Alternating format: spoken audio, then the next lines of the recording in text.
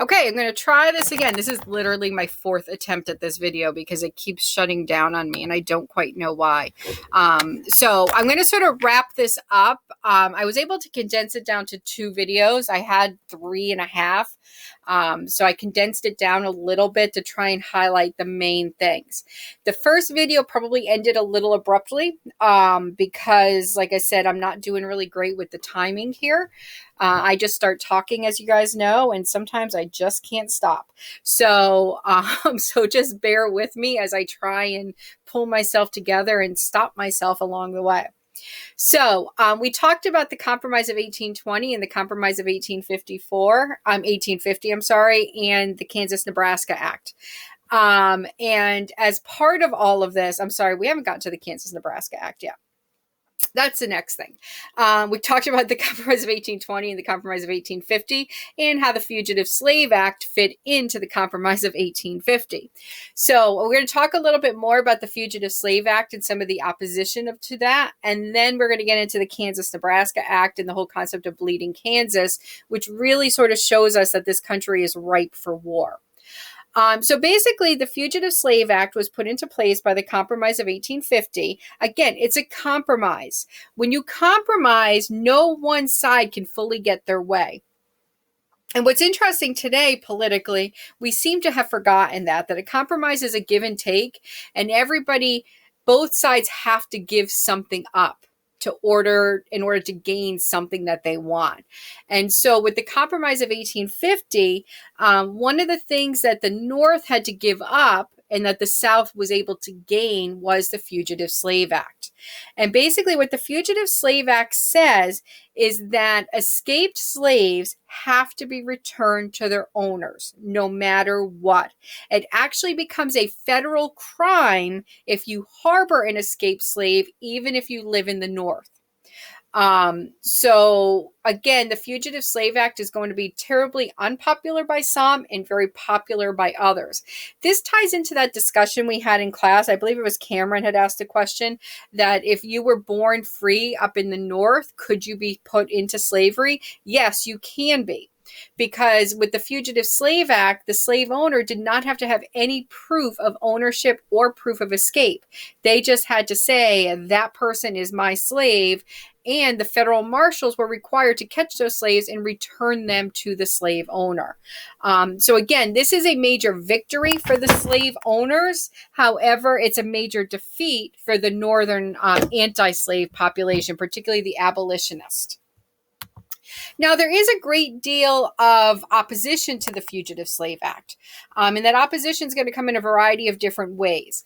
One, Frederick Douglass, and I believe you guys read the narrative of the life of Frederick Douglass last year in English, but Frederick Douglass was an escaped slave who made speeches, and he wrote for the Liberator, which was an abolitionist newspaper. He was a major voice against the Fugitive Slave Act.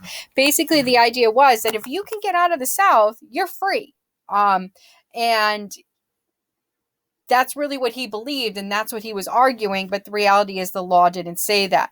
Harriet Tubman, again, I believe Amanda's doing her research on Harriet Tubman. Harriet Tubman, this is Harriet Tubman right here.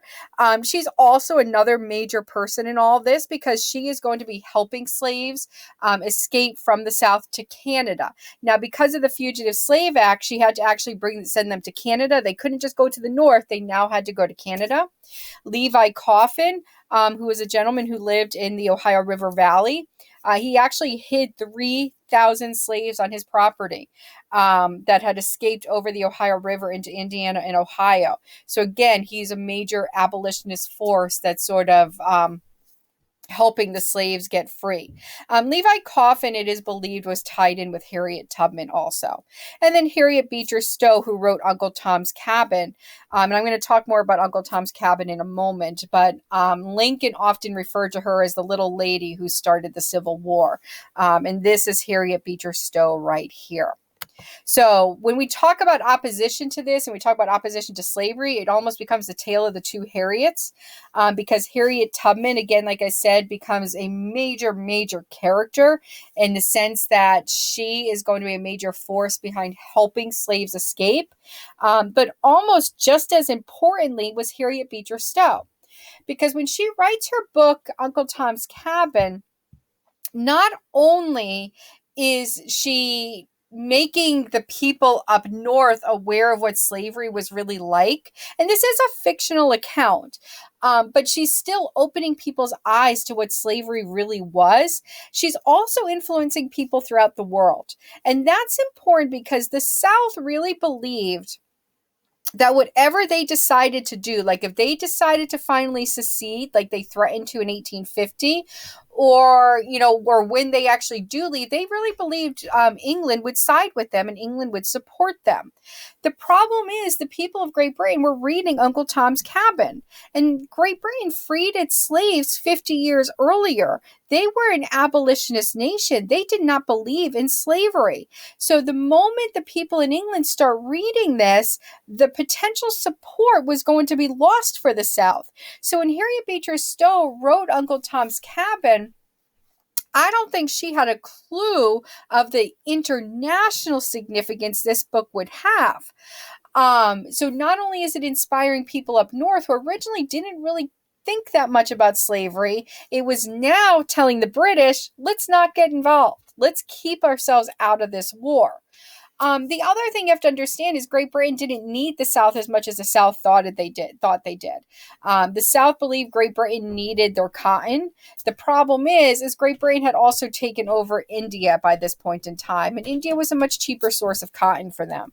So Uncle Tom's Cabin or not, the British weren't going to help. Now, some of you may have actually visited the Stowe house because it's up in Hartford. That's where Harriet Beecher Stowe was born and lived most of her life.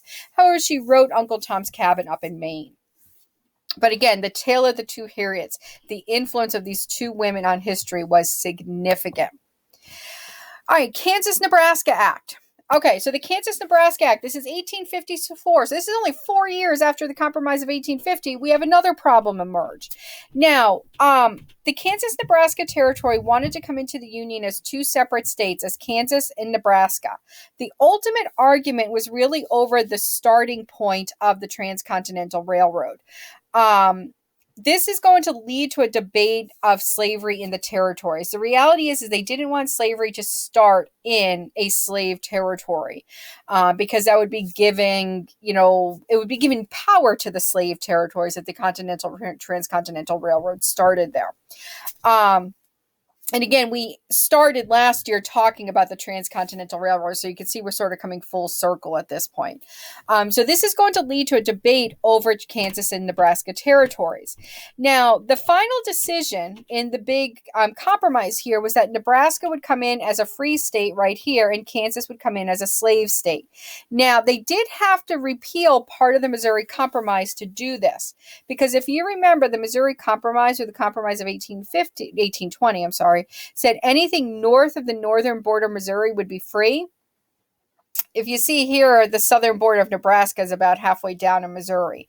So they had to repeal that piece to maintain that balance between free and slave. Excuse me. Now, a lot of your abolitionists and anti-slave people that lived in the Nebraska area, even some people that were living up here, when you get into Iowa in this area, north of Missouri, they themselves were not super happy with Kansas becoming a slave state. However, it made sense. Kansas was a farming state. Kansas is a farming state. They had cotton plantations. They had all that. Slavery already existed in Kansas. But because they weren't happy with this, a number of people that were abolitionists, anti-slavery, went into Kansas by the hundreds, with the goal of voting and creating a government that was an anti-slave government. Now, what's ultimately going to happen is Kansas is going to create two governments. One government is going to be anti-slave and one is going to be pro-slavery.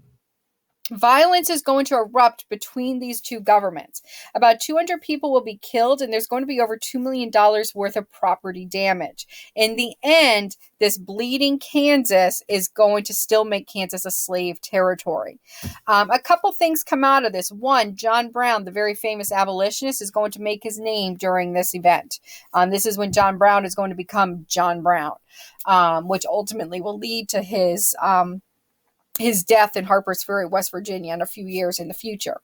But the other thing that's significant about this is it shows us that this nation is going to erupt. If we're going to erupt on this small scale in Kansas, what's it going to be like when this finally becomes an issue at the national level? Are we really going to be able to prevent violence if we don't solve this slave issue once and for all? So Bleeding Kansas is significant in so many ways.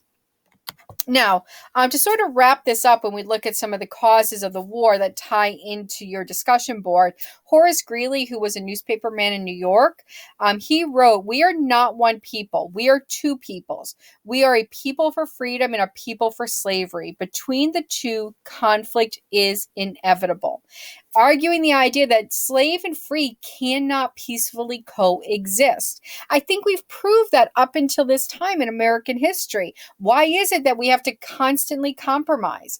We cannot peacefully coexist. Even if we go back to the Second Continental Congress, when Thomas Jefferson had put the clause about freeing slaves in there, yes, violence didn't erupt, but the Southern delegates walked out, which just shows you from moment one, these two sides could not peacefully coexist. Yes, we could compromise. We compromised at the Second Continental Congress. We compromised in the Constitution with the 3/5 clause.